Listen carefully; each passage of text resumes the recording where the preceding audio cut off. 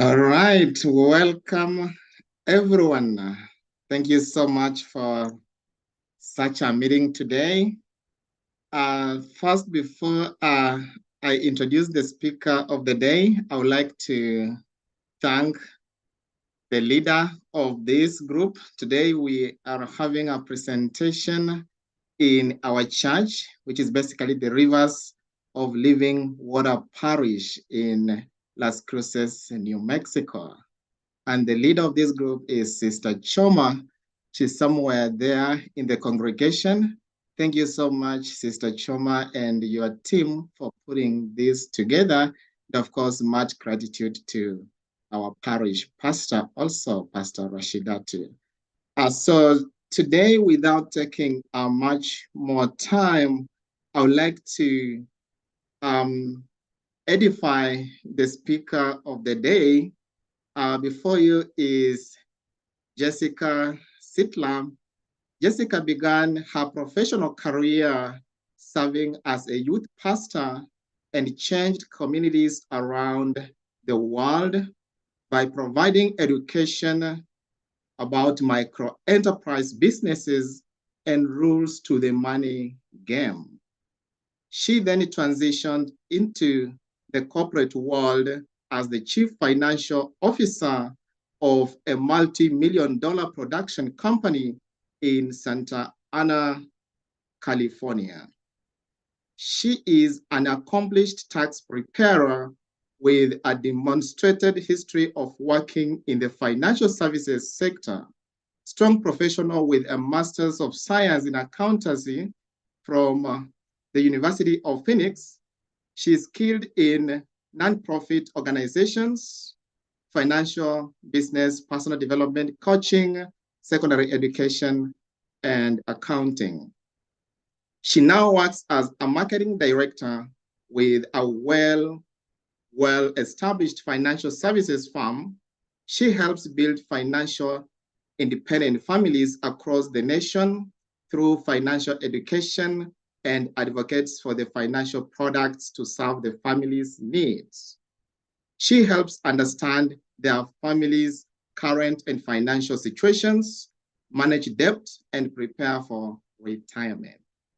She also provides financial literacy surrounding the following 6 pillars of finance: that's cash flow, budgeting, debt management, reducing the cost of current financial products, proper protection, and protecting family assets. Without much ado, I would like to take this chance to officially introduce Jessica, as I thank her for the time to be with us here to give us this noble knowledge. Thank you so much and welcome, Jessica. Thank you for that wonderful introduction, Beth. Well, I was going to go over so many of those details, and then I was like, never mind, it's already been said. But we are excited to be with you guys here today. I wish I was there with you in person, but with this new world of virtual things, I am glad we are able to make this happen. I understand that you guys have been talking about gratitude and Thanksgiving, and I just am so grateful for that opportunity to be a part of that, because one of the things that I actually learned on a leadership training today, we already know that faith is an action word. Faith without works is dead, right? Well, Thanksgiving and gratitude is an action word too. And so while you guys are talking about this topic and having gratitude for all the blessings that are flowing from above, it's actually, I looked it up because I wanted to know how many times is gratitude in the Bible as a verb. And it's 38 times in the Greek language. And I am so glad to be a part of this. I'm so grateful to be a part of this opportunity to show you guys about being better stewards of money and everything else. But a little bit more about my story and who I am. Beth Well did a great job of talking about my professional background and how I started in ministry over 20 years ago, which is kind of funny because I tell people that I'm only 30 plus a little taxes, shipping, and handling. Might have to add inflation soon. But 20 years ago, I started my professional career as a pastor and worked with youth ministries in Southern California, Nevada, and it was an honor to be called to do that. But God also had a different plan for my life. He sent me in a different direction. And when we are called to do something, we follow that, right? So my life went to a different direction where I actually started to do micro enterprise projects around the world. And when it came to helping families be self sufficient by not only applying money rules, but also micro enterprise rules. And it's been an honor to be able to be a part of that process. But then God led a different way. I managed different businesses and then fell into a position where I became the chief financial officer of a production company in Southern California. At that time, I loved my job. I was working 60, 80-hour weeks. I'm sure some of you are used to working many hours, right? Some of you have multiple jobs. But this is the thing. I also fell in love.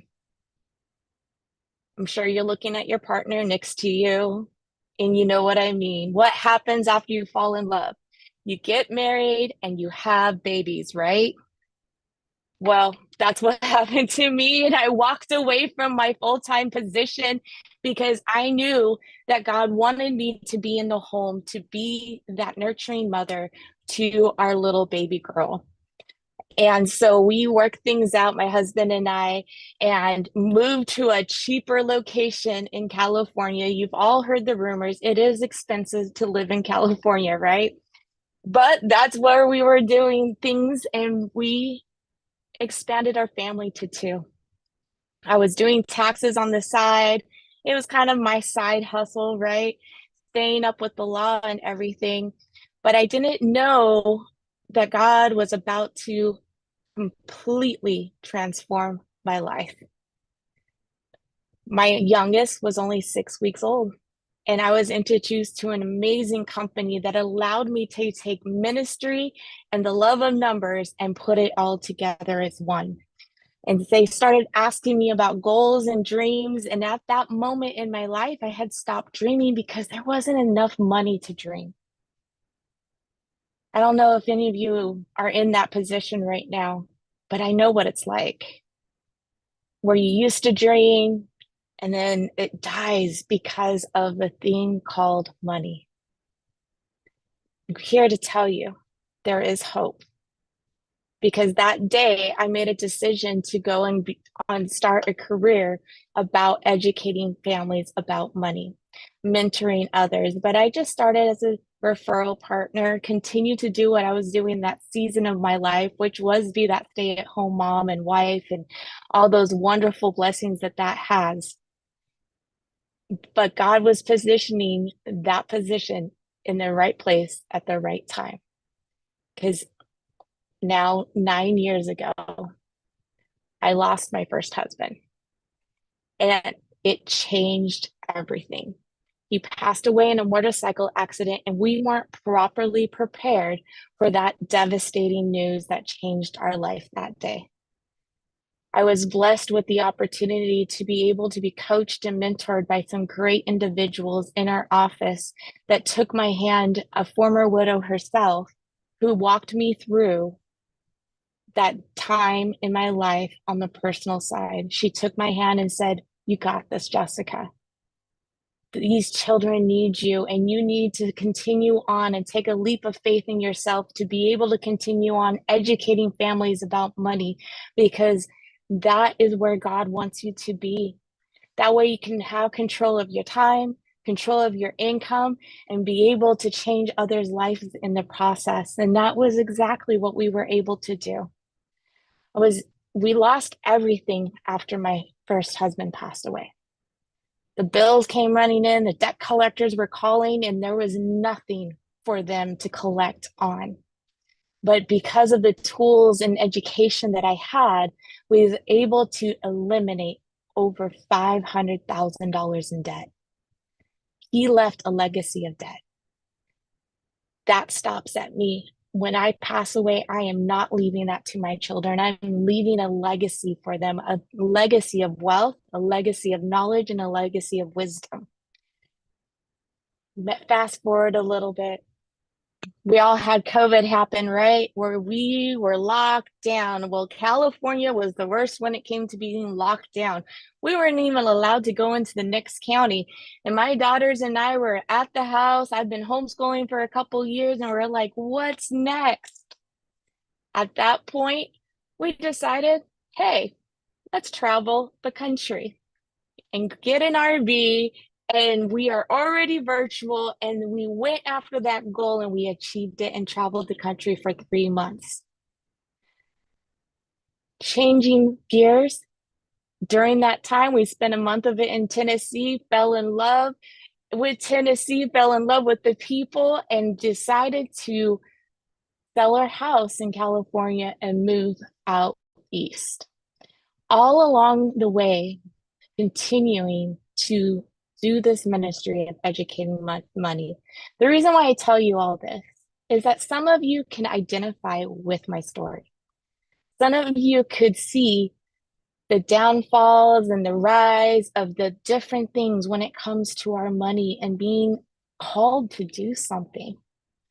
We've all been anointed by God to do something big with our life. We've been all anointed by God to do even the small things with our life. A lot of that has to do with money. So as I share my screen here, we're going to talk about becoming better stewards of God's money, being good stewards of God's money. Money has often been a bad idea, right? The root of all evil is money, right? No. The root of all evil is in the heart. Money is a resource, and money magnifies what's on our heart. Money is a resource to helping others. Money is a resource to doing so many different things. And money is often talked about in the Bible. Being good stewards of God's money, I like to say, is in Matthew 25. Matthew 25 talks about the parable of the talent, but let's go back a little bit. Matthew 25 starts with what? The virgins with the oil lamps, right? There were some that were prepared with oil, and there were some that were not. Are you prepared for the blessings that God has for you? Are you prepared for what's next? Transitioning to the next part of the chapter, the parable of the talents. This has to do with money, right? This has to do with being better stewards, because money was given to each one's ability. The Lord handed 3 servants a different amount of talents, right? He gave one 5 talents. He gave the second one 2 talents, and the third one just 1 talent. And he gave it knowing the ability of each of those servants. Just like God is giving you the ability, because he knows your ability. The servant with 5 goes out and gains 5 more. He multiplied what was given to him when he came back. The second individual, the second servant, did the same thing. He multiplied it. And the Lord said, "Good job, thy faithful servants." The third one hid his money, right? Now, my question to you is, which servant are you? Sometimes we can identify with the first 2 that went out there and multiplied the talents. Sometimes we can identify with the third servant where we're hiding our talents and abilities that God has given us, and that's okay. I'm going to say there are different seasons in our life, and we are ready to step up to the plate, and God knows that. He's sending us different experiences in life, different tests, because He knows we have more. Now, what is the meaning of stewardship? Well, in the New Testament, there is a Greek word called oikonomia, which is derived from the word economy. This word means the management of a household and is referred to as the responsibility that is entrusted to man. A steward acts as an administrator of the affairs and possessions of another. He is fully accountable to his master and may act justly, as did Joseph, who became Potiphar's steward, or unjustly, as Christ's parable of the steward who squandered his master's possessions, right? But there are different types of becoming better stewards. One is the steward of time. Time is our most valuable asset, even more than money, because what we do with our time is important. Our use of time will reflect everything. A steward of talent. Each one of you has spiritual gifts. Think about that. There are so many spiritual gifts that you've been entrusted with, anointed with. Maybe it's admin, maybe it's leadership, maybe it's ministry or giving, healing, or teaching. All of us have those spiritual gifts that we have been given. What are we doing with that? How can we be better with that? There's being better stewards of our work. This is directly associated with our time and our talent, because whatever we do with that time and talent, it says right here, we can bear fruit in every good work through His power, which works within us. And then lastly, stewards of treasure. In addition to resources of time, talent, we have been entrusted with the stewardship of various treasures, including our bodies, including our minds, and opportunities.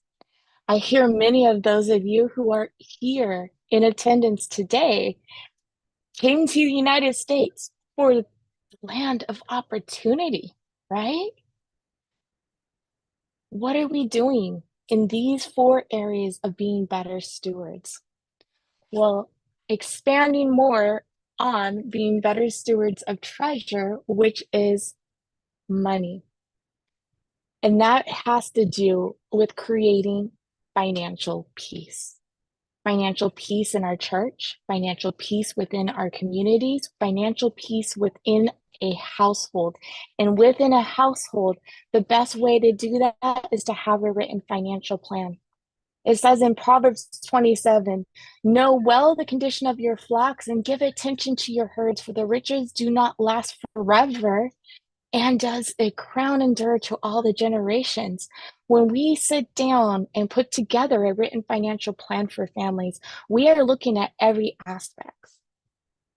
One of the first aspects that we look at is not what you're doing with your time. It's not what you're doing with your talent, but the goals and dreams that are placed on your heart by God.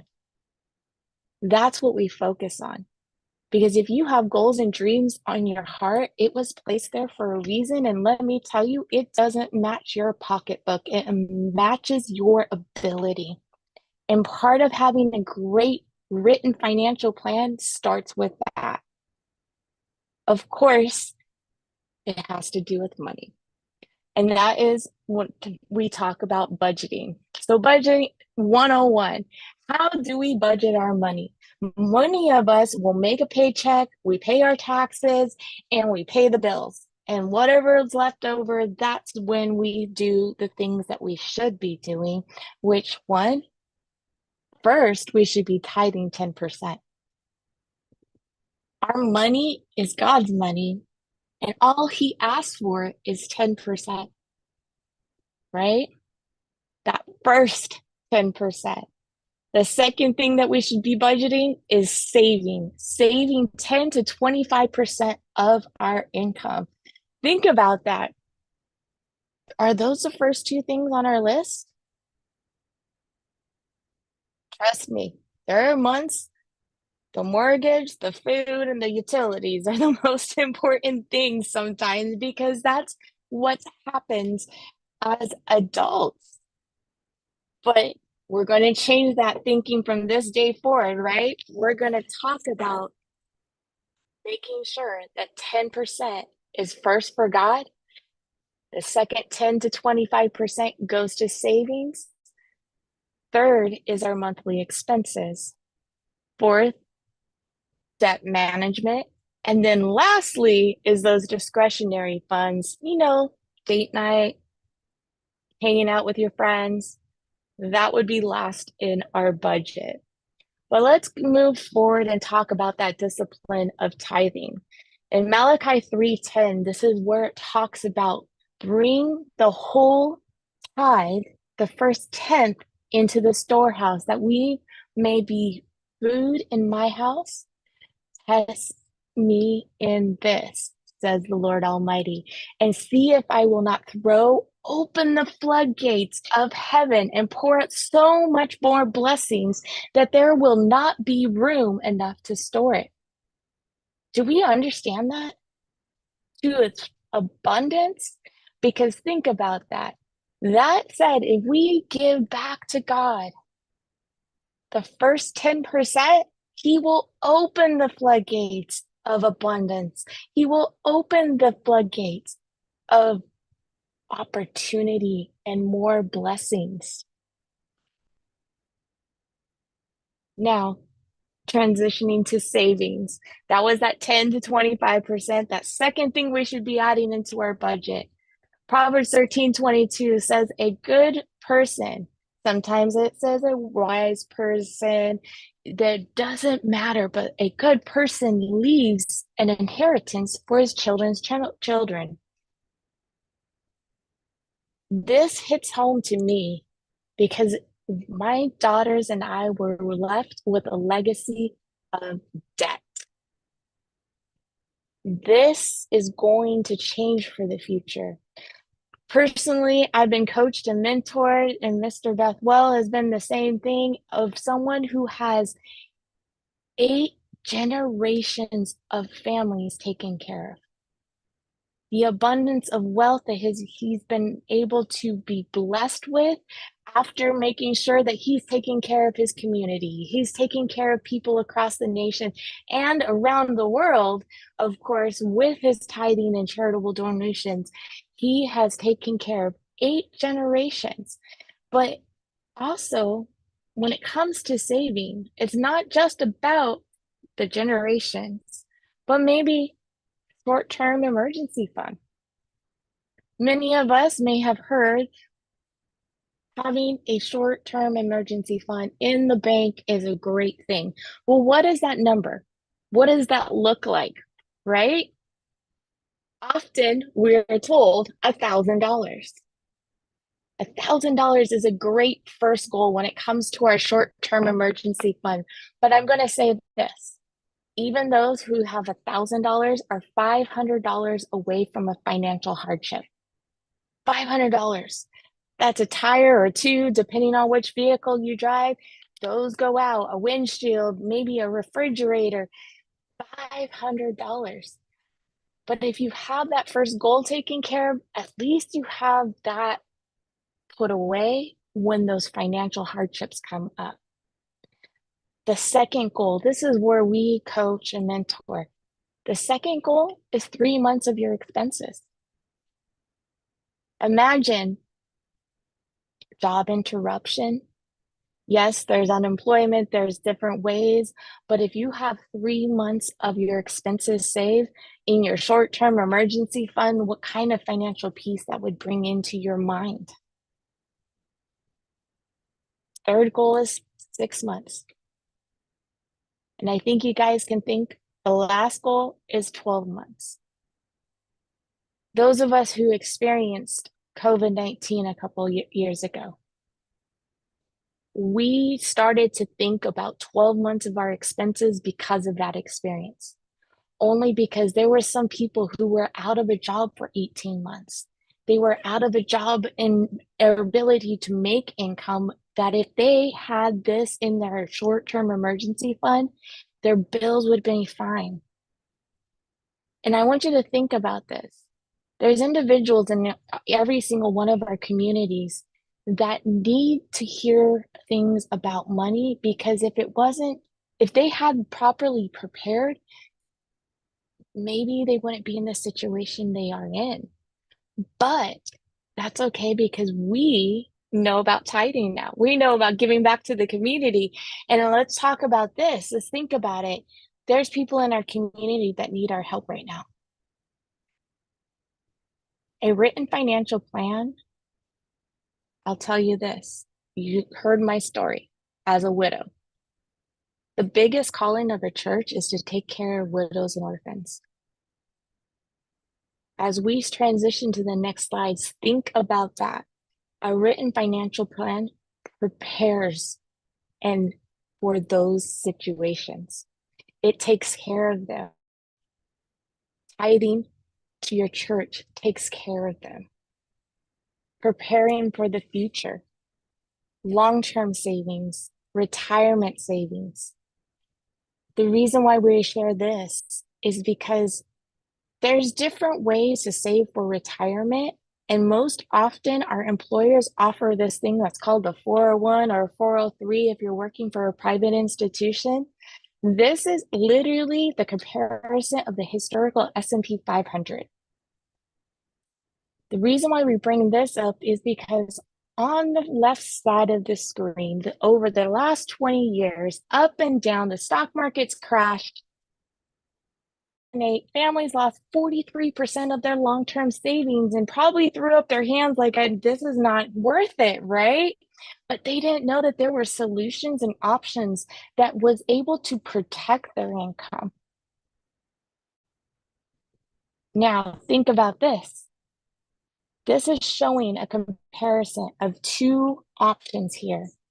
Mutual funds, 401s, IRA, 7702, all tax codes. If an individual in 1997 just put $250,000 in the first column, over a 20-year period, up and down in the market of the S&P 500 index, minus taxes, they would end up with $348,000. Might be enough to retire long term. But there's other options out there, like the Index Universal Life.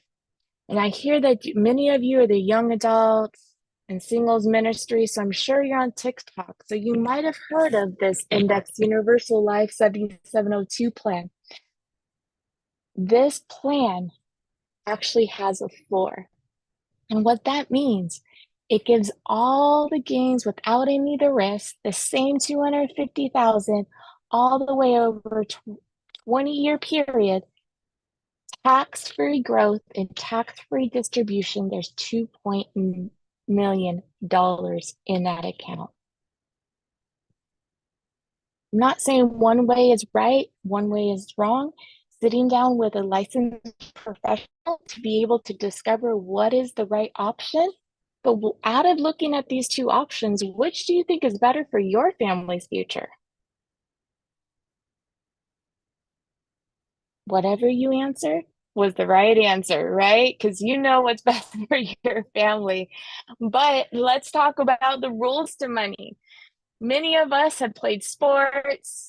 Okay, maybe I haven't, but I'm sure a lot of people play sports, whether it's soccer or football or baseball.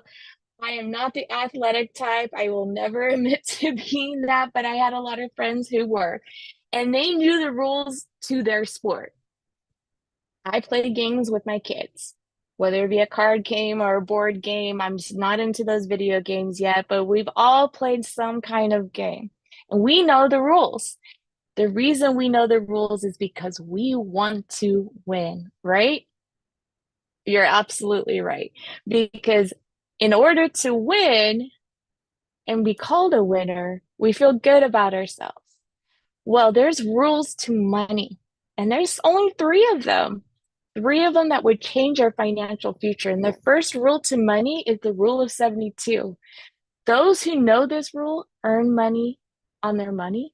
Those who don't pay money on their money. So this is in regards to savings, but it's also in regards to debt. So this is how money grows and compounds over time. What we do is whatever money we're earning on our money, we divide it out of the number of 72, and that's how many years it takes to double. So here is an example of a 29-year-old that puts 10,000 in the bank. Now you're right. Some of you are like, what bank is giving 1%? Most banks aren't doing that these days. But if they were to be generous today and give 1% of on that money, we take 1 out of 72, it takes 72 years to double. Even as a 29-year-old, they would have to wait until 101 for that money to double.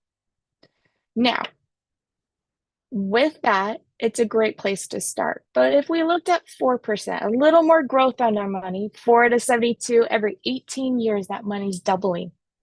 Same 29-year-old at 47 is 20,000, at 65 there's 40,000. But every 18 years, a little better growth, right? Some of you are nodding. What if I showed you 6%? Every 6% every 12 years, that money's doubling. Much better growth. Again, most of us put our money in the bank, but what if I was to show you or tell you where the banks put their money and they're getting anywhere from 6 to 12% rate of return on their money, on our money? That's 12%, 12 out of 72 is every 6 years, that's money's doubling all the way out to age 71, which is becoming the new retirement age. Now that money, same $10,000, has become $1.2 million. It's a matter of the vehicle of where the money is that's getting these great rates of returns. But now let's talk about the second rule to money. There are 3 ways money grows. Those interest rates were awesome, but there's these other things like fixed. Just like that savings account, it's growing at a fixed rate. At least we know what it's going to be every month. It's safe. You're absolutely right. But inflation this last year was about 8 to 9%. If we're not outpacing inflation with our savings, we're literally going broke safely. The second way money grows is variable. It's up and down in the market. The market crashes, people lose 50% of what they have saved. Now, what is the definition of variable? It's unpredictable, unreliable, and uncertain, right? We were all to go down to the local car lot to buy a vehicle, and the salesman says, I have a variable vehicle for you. It's uncertain, unpredictable, and unreliable. Most of us are not driving away in that car, right? But this is where we put our long-term savings, our retirement savings. Third option is index. Not talking about index funds, but index strategies. When the market is up, your money is up. When the market is down, it's locked in and it's safe. I like to call it the highway stair step to heaven, right? The financial heaven, of course. Now, this is the best hybrid of the first two on how money grows. When the market is up, your money is up. When the market is down, it locks in and it switches to fixed, giving you all the gains without any market loss. Now that we know the rules on how money grows, how would you like to see your money grow? Index, right? Absolutely. So there's the third rule to money, the 3 ways money gets taxed. Bethwell had talked about my experience in the tax world and everything like that. And I'm going to say this. We get that first paycheck, whether it's the first part-time job, full-time job. I'm sure we all question who FICA was. I remember that moment. I was like, who's in my paycheck? I'm not getting what I thought. But that was our first experience on income tax. And then April 15th came around, and sometimes we were paying more than taxes or receiving a refund. Still dealing with our income taxes, but our money gets taxed as well. And the first is tax now. Again, just like the rules do how money grows, there's 3 ways money gets taxed. Tax now, our savings accounts, CDs, mutual funds, stocks, any growth in that year, we're getting a 1099 at the end of the tax year, and we're paying taxes on it. You've already paid taxes on your income. Now you're paying taxes on the growth. But wait, there's this thing called tax later. 401, 403, 457, I've already went over. These are tax codes. IRAs, annuities, and pension plans, a government qualified plan. Or I like to rename it as a government savings plan, because we take money out of our pre-tax dollars, put it towards the future, and at distribution, when we pull it out, that's when it becomes taxable. Now let's ask you a question. Do you think taxes are going to go up or down in the future? Most likely they're going to go up. Historically, over the last 100 years, it's been on average 50%. We are at a historical low when it comes to our income taxes. The third way money gets taxed is tax advantage. This is only offered in 3 options: a cash accumulation and a life insurance policy, executive bonus plans, and Roth IRA. We take money out of our already taxed dollars. It's grows tax advantage, and at distribution is tax-free.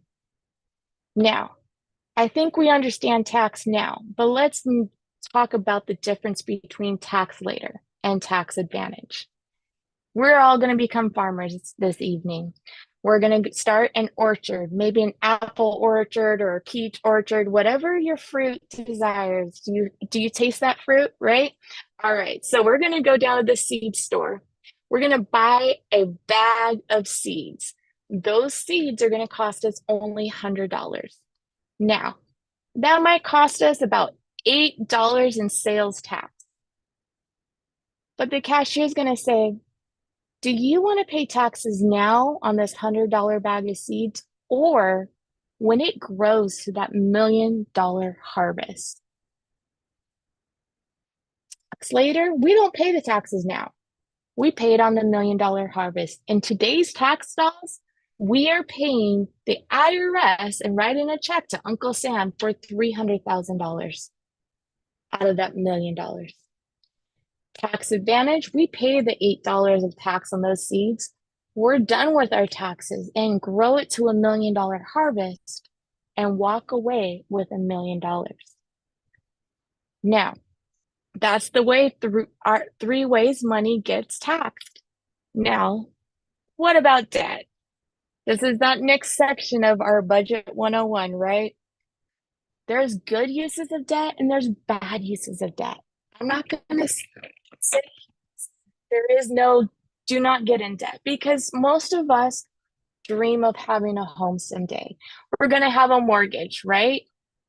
That is a good use of debt.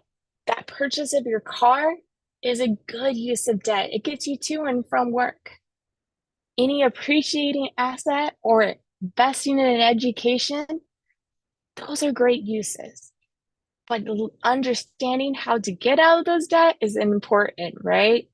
Bad uses of debt, those Louis Vuittons, Versace's, paying credit cards for credit cards. Been there, I've done that in the past. I understand, right? But when it comes to understanding how to get out of debt, these are a couple of the options that are commonly used. The first is the debt avalanche, and then there's the snowball effect. First, debt avalanche, priority interest rates. So those highest interest rates, you want to pay those debts off first, move that payment over to the next debt until that's paid off. You pay less interest over time with that concept. The debt snowball is prioritizing the balances. You pay off the smallest debt first and move it over to the big ones. And then again, you move it next to the next and the next until you pay off all of that debt. Okay, we already mentioned something about the banks earlier. We asked you, do you want to put your money in the banks or where the banks put their money? So let's understand how banks work. Most of us put our money in the bank because we know it's safe. And you're absolutely right. And I'm not going to say today that there's no purpose for the banks, because there is. We want to make sure that we pay our bills out of our bank. And we understand that it's FDIC, Federal Deposit Insurance Corporation. It's insured and protected up to $250,000. But what are banks in business for? They're in business for making money. So they're only going to give you less than 1% rate of return on your money, and they tax us. We're applying those rules that we just learned, right? But because they are in business for making money, there's this thing called fractional reserved banking. For every dollar we put into the bank, they are allowed to loan out $10. And they're charging anywhere from 8 to 24%. Personal loans, car loans, business loans, credit cards. But again, because they are in business for making money, some of those loans don't get paid off. And so they also take some of our money and reinvest it into insurance companies. Those insurance companies have the complete opposite. For every dollar that's invested, they have to have $10 in asset. It's actually a bank's tier one capital. It's the safest capital that actually is the strength and core asset of the bank. They're earning 6 to 12% rate of return on our money and getting it absolutely tax-free. So what we have been able to show families is not only how to budget and have a written financial plan, but also get the same rates of returns that the banks are getting, absolutely tax-free. And we're helping families do that every single day. Maybe that could be something that you would like more information on. Well, let's talk about that. Life insurance, proper protection. Again, this is talking about that Bible verse of leaving an inheritance for our children's children. Proper protection is life insurance. And there's different kinds of life insurance. Life insurance has evolved over time, like we evolve over time. Our finances evolve over time, right? Well, one of the things that is great about proper protection and life insurance isn't just because we pass away, but life insurance is also because we're living a chronic, critical, or terminal illness need, or even a long-term care need, and protecting our income. Because if we need to deal with our health, we need to be able to pay the medical bills, the regular bills, while getting healthy. A lot of individuals that I work with come from the medical industry only to work with us because of this simple fact right here. They understand that money and health coexist. Once we are able to help families make sure that they get living benefits on their term policies or permanent policies, and making sure that their health is taken care of. These are the things when we look at proper protection, is understanding what that is to pay. One, pay off the debt. We call it a dime method. That debt, 10 times your annual income, mortgage, and education. Most of these things are very important to individuals. And some of you are like, but I'm young, I'm healthy. Great. That means young and healthy, less cost on insurance. The best time to get life insurance is now. And the reason why I say that, because even my own children have what's called the Rockefeller plan or the $1 million baby. We started them off on their financial future already over the last few years.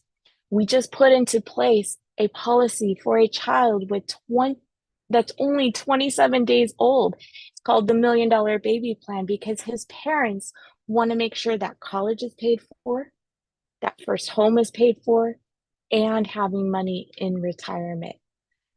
Now, in summary, thy faithful servant, be fruitful and multiply. Be multiplied in your time, your talents, your wealth, your treasures, and everything God has given you. He's called us to do big things. And one of those things is to take care of his treasures here on earth as well as in heaven. Be open to receiving the blessing God has for you and be wise on your management of it. Build generational wealth. Open the floodgates to opportunities and possibilities. For God has called on you and me for a bigger purpose. He's placed a huge goal and dream on your heart for a reason. Money is a resource.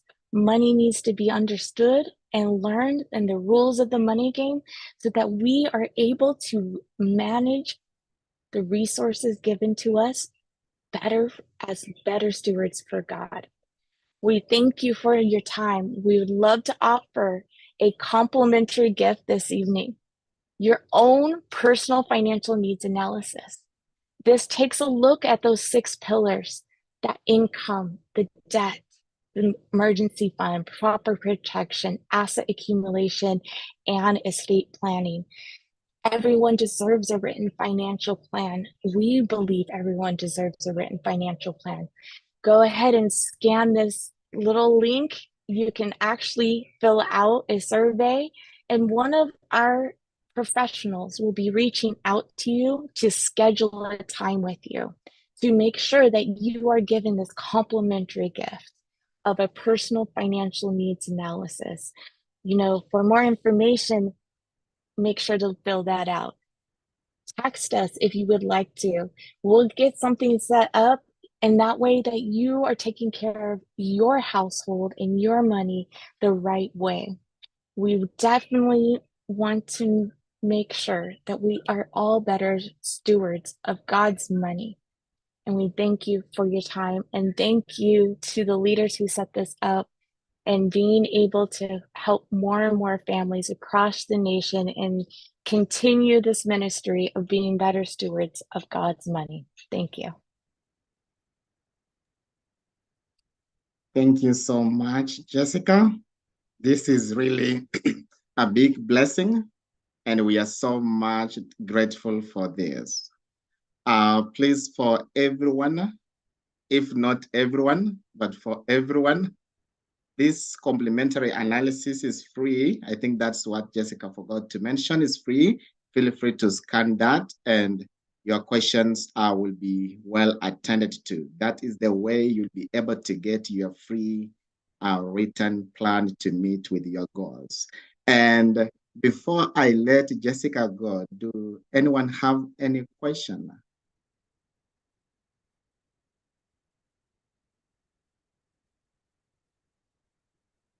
Anyone with any question? Let me go through the chat.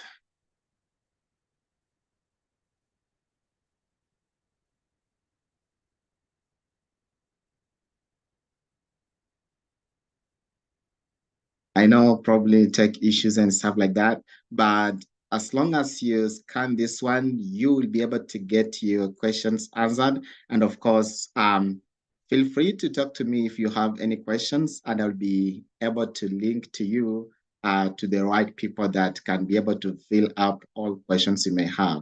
Once again, I return the program to YASM team we are so much grateful and honored to have provided you this noble talk. Thank you so much. Oh, quick question. Yes. So, okay. So, Jessica, there's one question there in the chat. Please go ahead. Awesome. That is definitely a great question. So the question is, what resources are needed for index money growing? It can take, it doesn't matter how much you have as far as resources, we can definitely have that conversation, but there are, plans that you can start off with a minimal of $20 a month. There's plans that you can start off and expand. We have people that are contributing hundreds of thousands of dollars into these options and anywhere between. It doesn't matter what you have, we are able to show you those options for sure. And probably before you go, this is coming up in my mind quickly. I know most people here could be foreign nationals. I would like to let you know that these ones cover you as well, that those help Yes. not only for residents. So if I'm not wrong, Yes. Jessica? Absolutely. I do understand that most of the time when it comes to investing options or being able to properly prepare for the future, most people are under the assumption because you're on a visa or an I-10 or whatever, immigrant status that you're on, that they're not available for you, but there are resources definitely available for you. Life insurance is one of them, or insurance companies that would be able to provide that for sure. Now, the second question, what recommendation is needed for life insurance investment? The best, honestly, I don't want to be evasive to the questions or anything. I want to be more specific, but what is needed for life insurance investment is just a conversation. And the reason why I say that, because what your plan is going to be different than my plan or Beth Wells' plan. Every plan is going to be actually specific to you, your family, and what you need. And then there's always starting one option and growing and expanding later.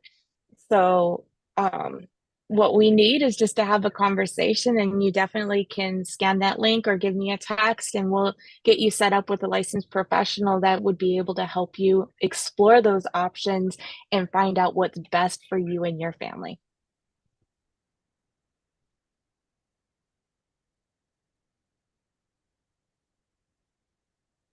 And one last short, my humble request to you, Jessica. I know this coming week is a Thanksgiving week. So if you can get us at least 5 to 10 appointments, that would be great. Yeah, at least a 30-minute appointment. Yeah, so guys, feel free to scan me and let's know. It's been an honor to be with you guys tonight. We are very grateful for this opportunity to share and educate. And if there's more questions, I love it. Okay, what insurance do you recommend instead of bank? Well, the thing is, I actually personally work with 196 companies. So there is so many options when it comes to Nationwide that you might have heard of, or Prudential, or Allianz, or Transamerica, or there's quite a few things. But the actual type of insurance, many often name it different things, but it's the 7702 plan, index universal life, or a family bank. Some call it the Rockefeller plan or the $1 Million Baby. There's different names for the thing, but it is definitely the same thing. It's called a 7702 plan.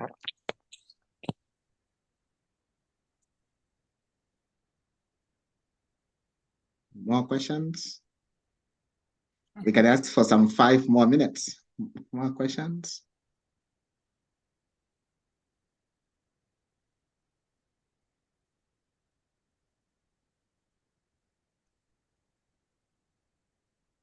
Well, feel free to contact Jessica or let me know. and the contact is right there. And we are on the route for more information. Oh, great. Oh, a tax question. This is bonus material here. So, tips for paying less taxes as a single person. The best thing I could say is own a business. Having a business is a great opportunity to leverage tax law. The tax law is actually has two sides of it. One is written for the employee. The other side of it is written for entrepreneurs and business owners. So the other one, as a single person, buy a home. That's another big one. And but again, it really depends on you and your current situation. But those would be those biggest ones that I would suggest. Because you did specifically say single person. So if you were married, I would say have a kid. But we want to make sure we're not advising that one. But a home, a business of any sort or anything would definitely be paying less taxes, because as a business owner, you're able to write off things that you're already investing in, like your roof over your head. So rent or mortgage, you get to write that off. Utilities, as well as your cell phone and mileage and things like that. All right, the next question. And can you answer the second question again? Before we jump to the second question, some clarification here. You say that have a business. Someone may wonder how much to have a business, what kind of business, range of businesses. So, Well, I'll say this. We're always looking for individuals to work with, quality individuals. You don't have to have a finance background, just a heart to help others. We are business entrepreneurs and licensed professionals that we work with. There's other businesses out there. I know as young people, a lot of people are doing social media as a business. There's all kinds of other options, but definitely find something you're passionate about. God doesn't want us to work a dead end job that we are not passionate about. God is calling us to do things and do things in a big way. And He's putting on your heart, and He's giving you different talents to work with. Go find what you're passionate about and do that, and find a way to make a service out of it. Therefore, it's a business. So, all right. So going back to clarifying the answer to the second question, what recommendation is needed for life insurance investment? Again, that one really depends on you and your personal situation, because there's quite a few different options out there, but it's typically called the 7702 plan. And it is also known as the Index Universal Life or Family Bank Million.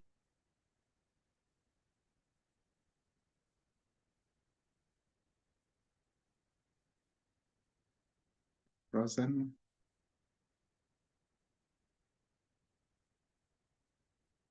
Is what is good for one person is not good for everyone. So definitely have that conversation. And then the last question is a kind of stock to invest in as is. Did we get some clarification on the last question?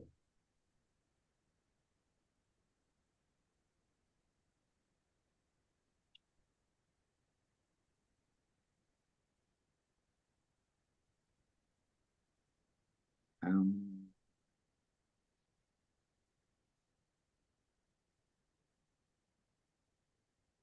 Stock, maybe about stocks, just classify about stocks and then investment. Yeah. Okay. So there's so many types of stocks. I am not licensed to actually advise about specific stocks, but there's many options available there. But what I love about the index strategy is that a stock goes up and down in the market. Index strategies gives you that option of not losing money and only going up. So it grows with the index, but locks in and it's safe. And we thank you so much for inviting us and this opportunity to share with you this evening. And it's been an honor and a pleasure to be here with you. Once again, please scan me and we'll get the personal attention questions answered in detail. Thank you so much, Jessica, and have a great evening. Thank you.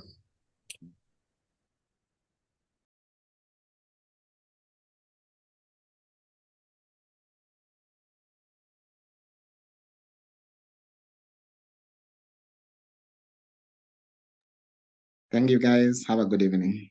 Thank you.